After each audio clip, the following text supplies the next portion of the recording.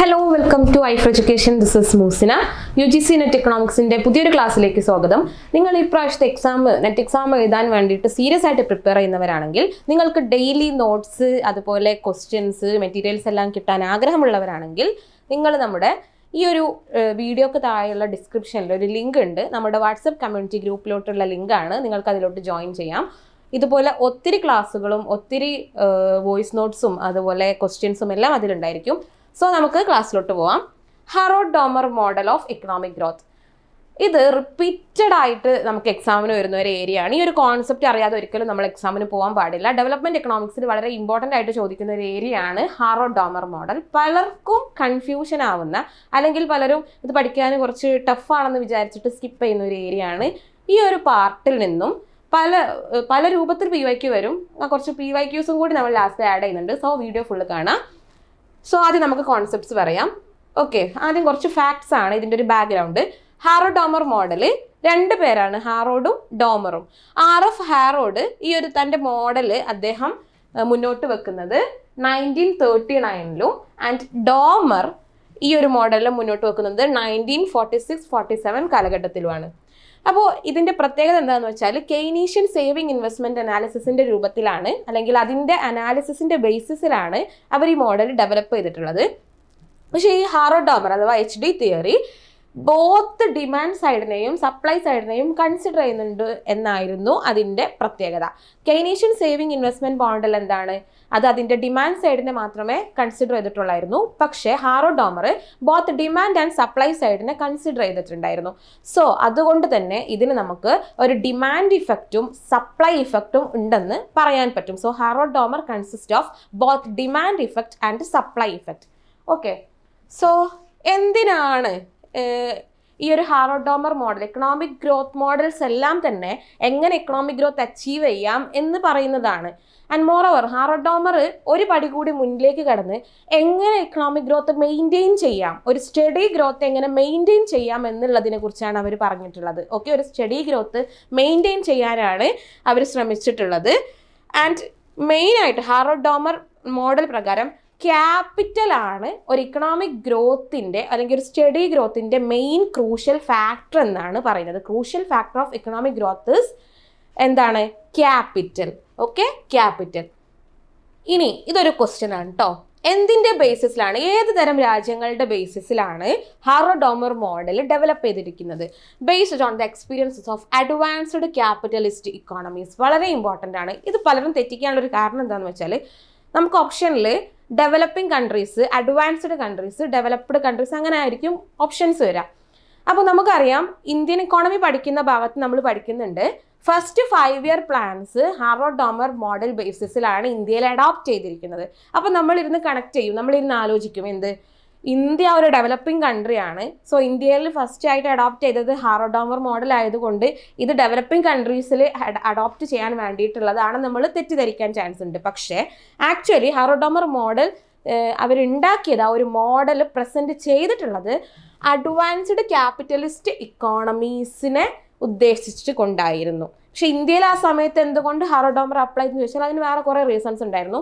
വളരെ മാസീവ് ആയിട്ടുള്ളൊരു capitalist investment അപ്പോൾ ഇന്ത്യയിൽ ആവശ്യമായിട്ടുണ്ടായിരുന്നു. സോ അതുകൊണ്ടൊക്കെ അങ്ങനെ ഒരുപാട് കാരണങ്ങൾ കൊണ്ടാണ് ഹാറോൾഡ് ഡോമർ മോഡലിനെ എന്താക്കിയിട്ടുള്ളത്, നമ്മൾ ഫസ്റ്റ് ടൈമായിട്ട് അഡോപ്റ്റ് ചെയ്തിട്ടുണ്ടായിരുന്നത്. ഇനി എന്താണ് ഹാറോൾഡ് ഡോമർ മോഡൽ? ഓൾറെഡി എന്തിനാന്ന് നമ്മൾ പറഞ്ഞു, സ്റ്റഡി സ്റ്റേറ്റ് ഓഫ് എക്കണോമിക് ഗ്രോത്തിന് വേണ്ടിയിട്ടാണെന്ന് പറഞ്ഞു. So requirement of steady growth in such economy. Advanced capitalist ഇക്കോണമീസിൽ ഓൾറെഡി എന്തുണ്ട്, ഗ്രോത്ത് ഉണ്ട് അല്ലേ? ആ ഗ്രോത്തിനെ മെയിൻറ്റെയിൻ ചെയ്ത് കൊണ്ടുപോകാൻ, ഒരു സ്റ്റഡി സ്റ്റേറ്റിൽ മെയിൻറ്റെയിൻ ചെയ്ത് കൊണ്ടുപോകാൻ എന്തൊക്കെ വേണം എന്നുള്ളതായിരുന്നു ഹാറോൾഡ് ഡോമർ മോഡൽ അനലൈസ് ചെയ്തിട്ടുണ്ടായിരുന്നത്. ആൻഡ് എന്താണ്, നമ്മൾ ഓൾറെഡി പറഞ്ഞു, ക്യാപിറ്റലാണ് ക്രൂഷ്യൽ ഫാക്ടർ അല്ലേ? അപ്പോൾ അതിൻ്റെ ഇമ്പോർട്ടൻസ്, ഈ ഒരു മോഡല് എന്തിൻ്റെ ഇമ്പോർട്ടൻസ് ആണ് സ്ട്രെസ് ചെയ്തതെന്ന് വെച്ചാൽ, സേവിങ്സും ഇൻവെസ്റ്റ്മെൻറ്റും അതാണ് ഗ്രോത്തിൻ്റെ കീ റോൾസ് എന്നുള്ളതാണ് പറഞ്ഞിട്ടുള്ളത്. ഗ്രോത്തിൻ്റെ കീ റോൾസ് എന്താണ്? സേവിങ്സും ഇൻവെസ്റ്റ്മെൻറ്റും.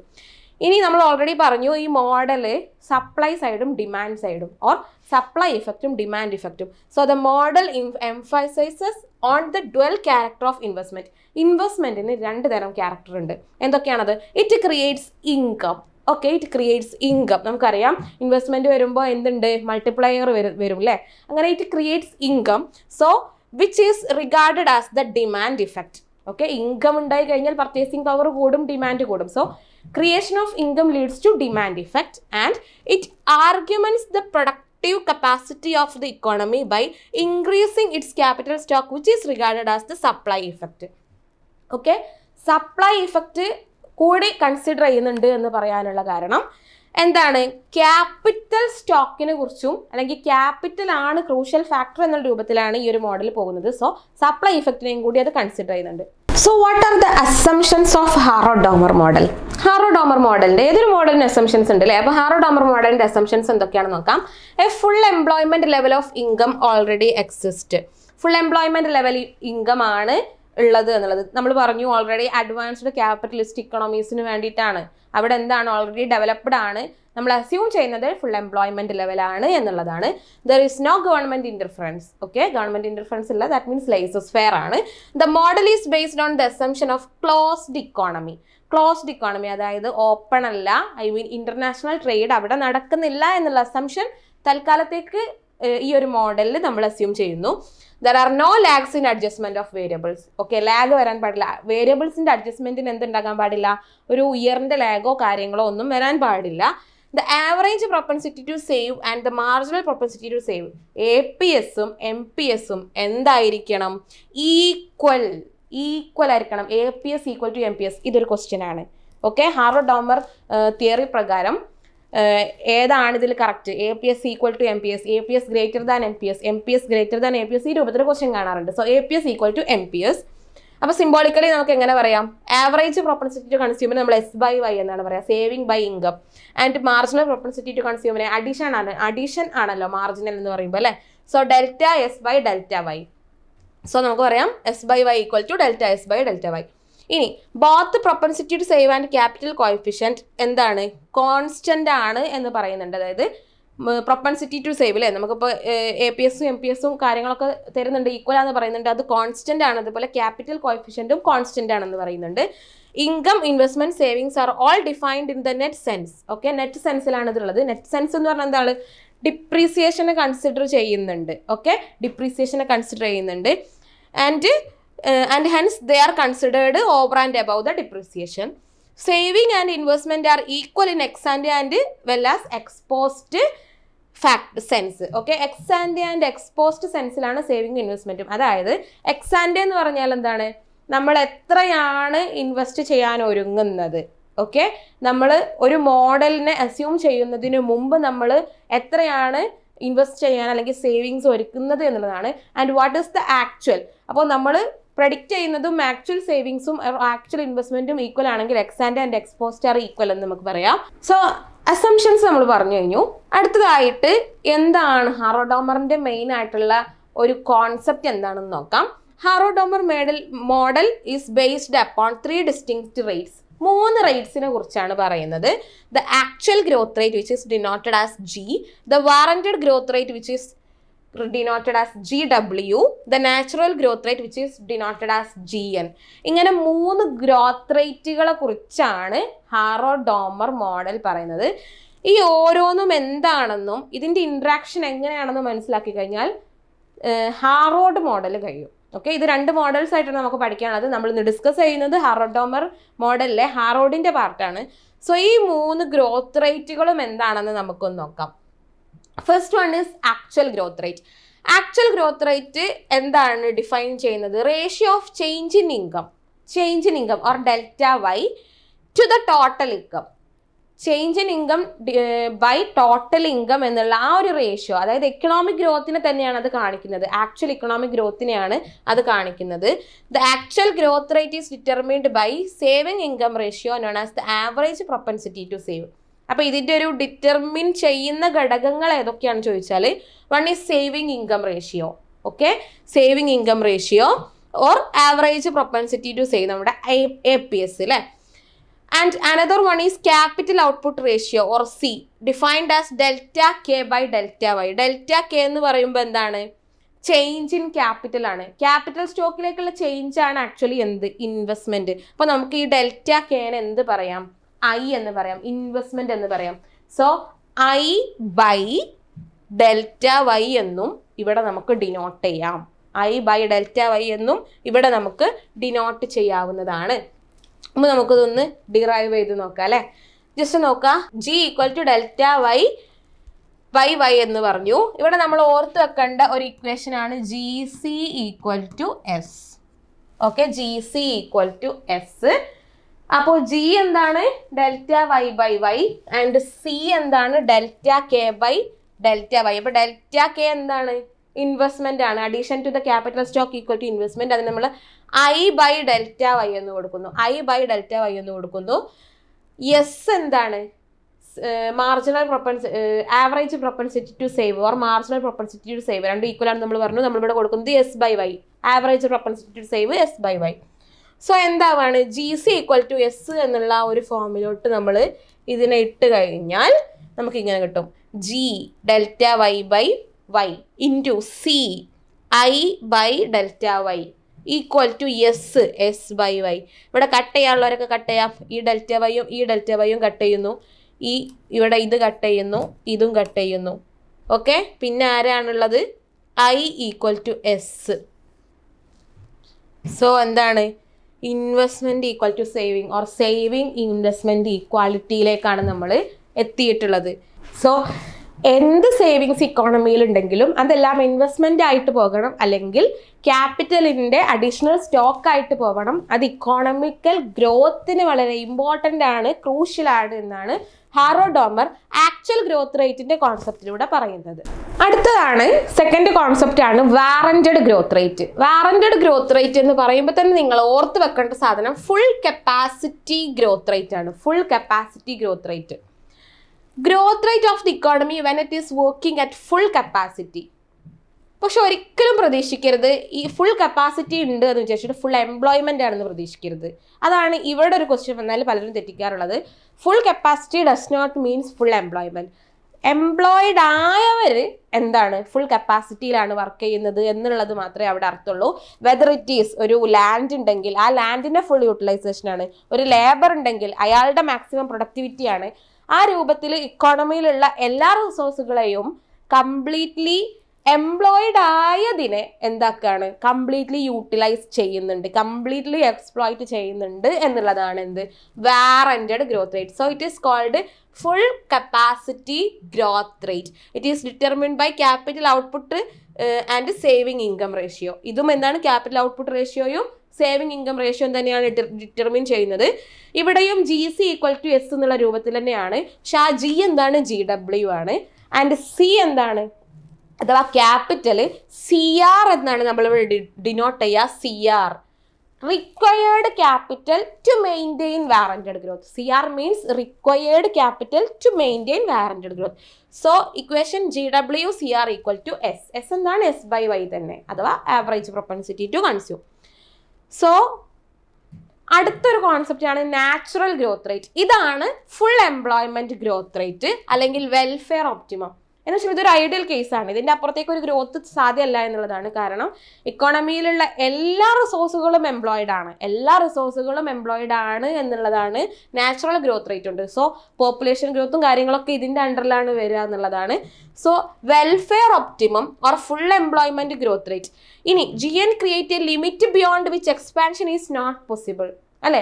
എല്ലാം ഇക്കോണമിയിലുള്ള എല്ലാ റിസോഴ്സുകളും എംപ്ലോയിഡ് ആയാൽ പിന്നെ അതിൻ്റെ അപ്പുറത്തേക്ക് എന്തില്ല, ഒരു ഗ്രോത്ത് ഇല്ല. സോ ഇതെന്താണ് ഒരു ഗ്രോത്തിന്റെ സീലിംഗ് ആണെന്ന് നമുക്ക് പറയാം. This limit is called full employment ceiling. So നമുക്ക് എക്സാമിന് ക്വസ്റ്റ്യൻ വന്നു കഴിഞ്ഞാൽ ഫുൾ എംപ്ലോയ്മെന്റ് സീലിംഗ് എന്നറിയപ്പെടുന്ന ഗ്രോത്ത് ഏതാണെന്ന് ചോദിച്ചാൽ that is natural growth rate. പലരും തെറ്റിക്കാറുണ്ട്, വാറന്റഡ് ആക്കും. പക്ഷെ വാറന്റഡ് അല്ല. വാറന്റഡ് ഗ്രോത്ത് റേറ്റ് എന്താണ് ഫുൾ കപ്പാസിറ്റി ഗ്രോത്ത് റേറ്റ് ആണ്. അവിടെ ഫുൾ എംപ്ലോയ്മെന്റ് അല്ല, ഫുൾ കപ്പാസിറ്റി, ഫുൾ യൂട്ടിലൈസേഷൻ ആണ്.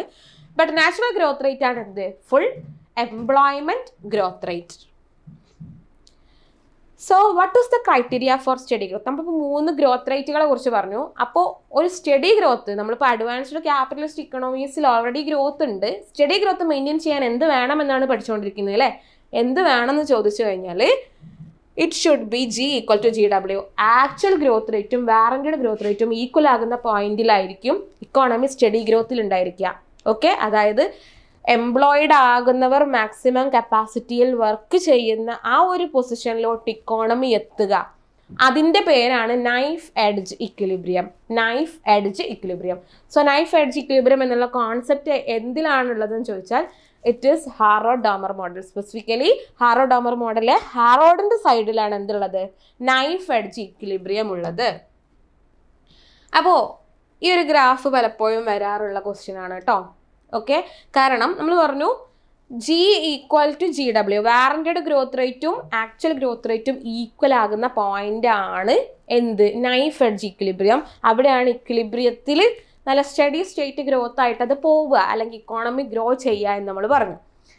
ഇതിൽ നിന്നും വ്യതിചലിച്ചു കഴിഞ്ഞാൽ എന്താണ് സംഭവിക്കുക? അത് ഒന്നുകിൽ ആക്ച്വൽ ഗ്രോത്ത് റേറ്റ് കൂടുക വാറന്റഡിനെക്കാളും, അല്ലെങ്കിൽ വാറന്റഡ് ഗ്രോത്ത് റേറ്റ് കൂടുക ആക്ച്വലിനെക്കാളും. രണ്ടും രണ്ട് കേസാണ്. ഓരോന്നിൽ എന്താണ് സംഭവിക്കുക നോക്കാം. Actual growth rate warranted growth റേറ്റിനേക്കാൾ കൂടിക്കഴിഞ്ഞാൽ, അതാണ് ഈ case. Okay, actual growth rate warranted growth റേറ്റിനേക്കാൾ കൂടിക്കഴിഞ്ഞാൽ എന്താണ് സംഭവിക്കുന്നത്? That will be employment increases. അപ്പോൾ വാറന്റഡിനെക്കാളും, അതായത് ഫുള്ളി യൂട്ടിലൈസ് ചെയ്ത് അങ്ങനെ പോകുന്ന നല്ല രൂപത്തിലുള്ള ഒരു എക്കോണമിയെക്കാളും എന്തുണ്ട്? ആക്ച്വൽ ഗ്രോത്ത് റേറ്റ് ഉണ്ട് എന്ന് പറയുമ്പോൾ തന്നെ ഇക്കോണമിയിൽ അത്യാവശ്യം നന്നായിട്ട് പണം ഉണ്ടെന്നർത്ഥം. എല്ലാവരുടെയും കയ്യിൽ അത്യാവശ്യം നന്നായിട്ട് പണം ഉണ്ടായി കഴിഞ്ഞാൽ, എല്ലാവർക്കും പർച്ചേസിങ് പവർ വളരെയധികം കൂടിക്കഴിഞ്ഞാൽ, എല്ലാവർക്കും ഡിമാൻഡ് വളരെയധികം കൂടിക്കഴിഞ്ഞാൽ സ്വാഭാവികമായിട്ടും അവിടെ എന്താണ് സംഭവിക്കാൻ പോകുന്നത്? ഡിമാൻഡ് ക്രമാതീതമായി കൂടിക്കഴിഞ്ഞാൽ പ്രൈസ് ഒരുപാട് കൂടും. ജനറൽ പ്രൈസ് ലെവൽ ഒരുപാട് കൂടുന്നു, ഇൻഫ്ലേഷൻ സംഭവിക്കുന്നു. അതാണ് സംഭവിക്കുന്നത്. There will be cumulative boom and full employment. It creates an inflationary trend. അപ്പോൾ ഇൻഫ്ലേഷണറി ട്രെൻഡ് എപ്പോഴാണ് സംഭവിക്കുക? ആക്ച്വൽ ഗ്രോത്ത് റേറ്റ് വാറന്റഡിനേക്കാൾ കൂടുന്ന സമയത്താണ് ഇൻഫ്ലേഷണറി ട്രെൻഡ് സംഭവിക്കുക. ഇനി സെക്കൻഡ് കേസ് നോക്കാം. ഇവിടെ ആക്ച്വൽ ഗ്രോത്ത് റേറ്റ് കുറവും വാറന്റഡ് കൂടുതലുമാണ്. ഓക്കെ, ആക്ച്വൽ ഗ്രോത്ത് റേറ്റ് കുറവാണ്, വാറന്റഡ് ആണ് കൂടുതൽ. So warranted greater than actual. ഇവിടെ എന്താ സംഭവിക്കുക എന്ന് ചോദിച്ചാൽ excess capital goods and shortage of labour. Okay, excess capital goods ഉണ്ട്, വാറന്റഡ് ആണ് കൂടുതൽ. സോ എക്സസ് ആയിട്ട് അവിടെ എന്താണ്? ക്യാപിറ്റൽ ഗുഡ്സ് ഉണ്ട്, പക്ഷെ ലേബർ ഷോർട്ടേജ് ആണ്. Capital becomes idle and there is excess capacity. Excess capacity എന്നുള്ളൊരു രൂപത്തിലോട്ട് അത് പോകും. This will decrease output. Okay, ഇതെന്തായി മാറും? ഔട്ട്പുട്ടിനെ ഡിക്രീസ് ചെയ്യുന്നു, എംപ്ലോയ്മെന്റിനെയും ഇൻകത്തിനെയും ഒക്കെ ഡിക്രീസ് ചെയ്യുന്നു. ആളുകളുടെ കയ്യിൽ ഇൻകം കുറയുന്നു. ആളുകളുടെ കയ്യിൽ ഇൻകം കുറഞ്ഞു കഴിഞ്ഞാൽ പർച്ചേസിങ് പവർ കുറയുന്നു, ഡിമാൻഡ് കുറയുന്നു. സാധനങ്ങൾക്ക് വളരെയധികം ഡിമാൻഡ് കുറഞ്ഞു കഴിഞ്ഞാൽ എന്താണ് സംഭവിക്കുന്നത്? സാധനങ്ങളുടെ ജനറൽ പ്രൈസ് ലെവൽ താഴ്ന്നു പോകും. ഇക്കോണമി ഒരു സാമ്പത്തിക മാന്ദ്യത്തിലോട്ട് കടന്നു പോകും, അഥവാ ഒരു ഡിപ്രഷനിലോട്ടോ റിസഷനിലോട്ടോ കടന്നു പോകും. So economy will face chronic depression. Economy will face chronic depression. So ഇത് വളരെ ഇമ്പോർട്ടൻ്റ് ആണ്. ഇക്കോണമി ക്രോണിക് ഡിപ്രഷനിലോട്ട് പോകുന്നത് എപ്പോഴാണ്? അത് അല്ലെങ്കിൽ ഇൻഫ്ലേഷണറി ട്രെൻഡിലോട്ട് പോകുന്നത് എപ്പോഴാണ്? ഈ ഒരു ക്വസ്റ്റ്യന് വളരെയധികം ഇമ്പോർട്ടൻ്റ് ആണ് നമ്മുടെ ഹാറോ-ഡാമർ മോഡലിൽ. അത് നമ്മൾ മനസ്സിലാക്കാനുള്ളത് ആക്ച്വൽ ഗ്രോത്ത് റേറ്റും വാറന്റഡ് ഗ്രോത്ത് റേറ്റും ബന്ധപ്പെട്ടിരിക്കുന്നത് എങ്ങനെയാണെന്ന് കൃത്യമായിട്ട് മനസ്സിലാക്കുക. ഓക്കെ, ഇനി നമുക്ക് കുറച്ച് PYQs ചെയ്ത് നോക്കാം. അപ്പോൾ ഇത്രയും പറഞ്ഞ കാര്യങ്ങൾ നിങ്ങൾക്ക് ക്ലിയർ ആണെങ്കിൽ നമ്മൾ ഈ ഡിസ്കസ് ചെയ്യാൻ പോകുന്ന PYQs വളരെ ഈസി ആയിട്ട് നിങ്ങൾക്ക് കിട്ടും.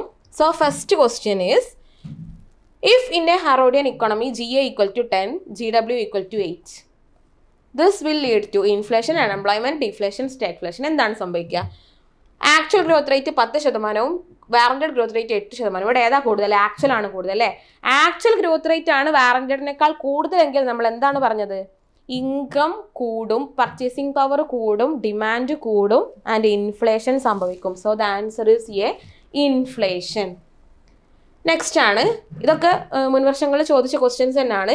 ഹാറോഡ് model does not talk about. ഇതിൽ ഏത് ഗ്രോത്ത് റേറ്റിനെ കുറിച്ചാണ് ഹാറോ-ഡാമർ പറയാത്തത്? ആക്ച്വൽ ഗ്രോത്ത് റേറ്റിനെ കുറിച്ച് പറയുന്നുണ്ട്, ക്രിട്ടിക്കൽ മിനിമം ഗ്രോത്ത് റേറ്റ് അങ്ങനെ ഒരു സാധനം ഇല്ല അല്ലേ? വാറന്റഡ് പറയുന്നുണ്ട്, നാച്ചുറൽ പറയുന്നുണ്ട്. So the answer is B, critical minimum growth rate എന്നൊരു ഗ്രോത്ത് റേറ്റിനെ കുറിച്ചും ഹാറോ-ഡാമർ പറയുന്നില്ല. Next, which one of the following statements correctly defines the term natural growth rate? ഇതിൽ ഏതാണ് നാച്ചുറൽ ഗ്രോത്ത് റേറ്റ് കാണിക്കുന്നത്? It is the minimum rate at which output can be advanced. Minimum growth റേറ്റിനെ കുറിച്ചല്ല പറയുന്നത്. Natural rate at which output can be advanced, maximum rate at which output can be advanced, actual rate, actual അല്ല അല്ലേ, അപ്പോൾ natural rate maximum rate ഇവിടെ നമുക്കൊരു confusion വരാൻ chance ഉണ്ട്. ആക്ച്വലി മനസ്സിലാക്കുക it is the maximum rate. Okay, നമ്മൾ പറഞ്ഞത് ഒരു ഫുൾ എംപ്ലോയ്മെന്റ് സീഡിംഗ് ആണെന്ന് പറഞ്ഞു. So it is the maximum rate at which output can be advanced with full employment of labour. Okay, so അടുത്ത question PYQ. In Harrod-Domar model, overproduction is a condition where all producers are producing too much, all producers are producing less than the warranted growth, all producers are producing higher than warranted growth, where excess capacity has been created. Overproduction എപ്പോഴാണ് സംഭവിക്കുക ഹാറോഡ്-ഡോമർ മോഡലിൽ? Okay, നമ്മൾ പറഞ്ഞു over production സംഭവിച്ചു കഴിഞ്ഞാൽ പിന്നീട് അത് ആളുകൾക്ക് വേണ്ട എന്നുള്ളൊരു അവസ്ഥ കൂടി വന്നു കഴിഞ്ഞാൽ, അതായത് ഓവർ പ്രൊഡക്ഷൻ സംഭവിക്കുന്നു, അത് വാങ്ങാനുള്ള കെൽപ്പ് അല്ലെങ്കിൽ ഒരു കപ്പാസിറ്റി ആളുകൾക്ക് ഇല്ല എന്നുള്ള അവസ്ഥ വരുമ്പം ഇക്കോണമി ഒരു ക്രോണിക് ഡിപ്രഷനിലോട്ടാണ് പോകാൻ ചാൻസ് അല്ലേ. ആ ക്രോണിക് ഡിപ്രഷനിലോട്ട് പോകാൻ ചാൻസ് ഉള്ള ഒരു സംഭവം ഏതാണ്, ഏത് കേസിലാണ്? വാറന്റഡ് ഗ്രോത്ത് റേറ്റ് ആക്ച്വലിനേക്കാൾ കൂടുന്ന സമയത്താണ്. ഓക്കെ, വാറന്റഡ് ഗ്രോത്ത് റേറ്റ് ആക്ച്വലിനേക്കാൾ കൂടുന്ന സമയത്താണ്. So all producers are producing higher than the warranted growth rate. Okay, next in Harrod model, if the actual growth rate is higher than the warranted growth rate, there will be inflation. If actual growth rate is higher than the warranted growth rate, there will be deflation. The economy will be equilibrium when actual and warranted growth rate are equal. Higher growth rate is the consequence of economies in the labor. അപ്പോൾ ഇതിൽ ഏതാണ് statement correct എന്ന് നോക്കൂ. ഇതിൽ എയും കറക്റ്റാണ്, സിയും കറക്റ്റാണ് അല്ലേ. ആക്ച്വൽ ഗ്രോത്ത് റേറ്റ് വാറന്റഡിനേക്കാൾ കൂടുന്ന സമയത്ത് ഇൻഫ്ലേഷൻ ആണ്, നമ്മൾ ഓൾറെഡി പറഞ്ഞു. ആക്ച്വൽ ഗ്രോത്ത് റേറ്റ് വാറന്റഡിനേക്കാൾ കൂടുമ്പോൾ ഇൻഫ്ലേഷൻ ആണ്. ആൻഡ് ആക്ച്വലി ഇക്കോണമി ഇക്വിലിബ്രിയം എത്തുന്ന സമയത്താണ് ആക്ച്വലും വാറന്റഡും ഈക്വൽ ആകുന്ന സമയത്ത്. സോ ഇതിൽ എയും സിയും കറക്റ്റ് ആണ്. അടുത്തത് growth of population has bearing on the population ഗ്രോത്തിനെ നമ്മൾ ഏത് ഗ്രോത്ത് റേറ്റ് ആയിട്ടാണ് കണക്ട് ചെയ്തത്? Natural growth rate. Okay, population growth എന്താണ്? നാച്ചുറൽ ഗ്രോത്ത് റേറ്റ് ആണ്. So answer is A. And Harrod model economic growth steady rate of growth is ensured when. ഇത് പലരും തെറ്റിക്കാറുള്ളൊരു question ആണ് കേട്ടോ. കാരണം ഈ GN കൂടി വരുമ്പോൾ അതിനെയും കൂടി ഇൻകോപ്പറേറ്റ് ചെയ്യും. ആക്ച്വലി GN നമ്മുടെ ഈ ഒരു സ്റ്റഡി സ്റ്റേറ്റ് ഓഫ് ഗ്രോത്തിൽ എന്തില്ല പറയുന്നില്ല. നമ്മൾ അതിനെ കുറിച്ച് ഒരു കോൺസെപ്റ്റ് ആയി പറയുന്നു. ആൻഡ് സ്റ്റഡി സ്റ്റേറ്റ് ഓഫ് ഗ്രോത്തിന് ആക്ച്വൽ ഗ്രോത്ത് റേറ്റും വാറന്റഡ് ഗ്രോത്ത് റേറ്റും ഈക്വൽ ആകുന്ന പോയിന്റ് എന്നാണ് നമ്മൾ പറയുന്നത്. So answer is C, GA equal to GW. So നമ്മൾ ഇന്ന് ഇത്രയും കാലം വന്നിട്ടുള്ള കുറച്ച് ക്വസ്റ്റ്യൻസ് ആണ് ഡിസ്കസ് ചെയ്തത് ഹാറോഡ്-ഡോമർ മോഡൽ. ഇന്നത്തെ ക്ലാസ് നിങ്ങൾക്ക് മനസ്സിലായിട്ടുണ്ടെങ്കിൽ ഈ ക്വസ്റ്റ്യൻസ് വളരെ ഈസി ആയിട്ട് നിങ്ങൾക്ക് എന്ത് ചെയ്യാൻ പറ്റും? വർക്കൗട്ട് ചെയ്യാൻ പറ്റും. അപ്പോൾ ഇതുപോലത്തെ ക്വസ്റ്റ്യൻസും ഇതുപോലത്തെ കൺസെപ്റ്റും എല്ലാം കാണാനും കേൾക്കാനും വേണ്ടിയിട്ട് നിങ്ങൾ എക്സാമിന് വളരെ സീരിയസ് ആയിട്ട് പ്രിപ്പയർ ചെയ്യുന്നവരാണെങ്കിൽ നിങ്ങൾ നമ്മുടെ വാട്സപ്പ് കമ്മ്യൂണിറ്റി ഗ്രൂപ്പിലോട്ട് ജോയിൻ ചെയ്യുക. താഴെ ലിങ്കിൽ ഡിസ്ക്രിപ്ഷനിൽ നമ്മുടെ ലിങ്ക് ഉണ്ട്. ആൻഡ് ഓൾസോ നമ്മുടെ കോഴ്സിലോട്ട് ജോയിൻ ചെയ്യാനും ബാച്ചിലോട്ട് ജോയിൻ ചെയ്യാനും ഈ കാണുന്ന contact this admission number. So this is Musina signing off. മറ്റൊരു വീഡിയോയിൽ ഇനിയും കാണാം.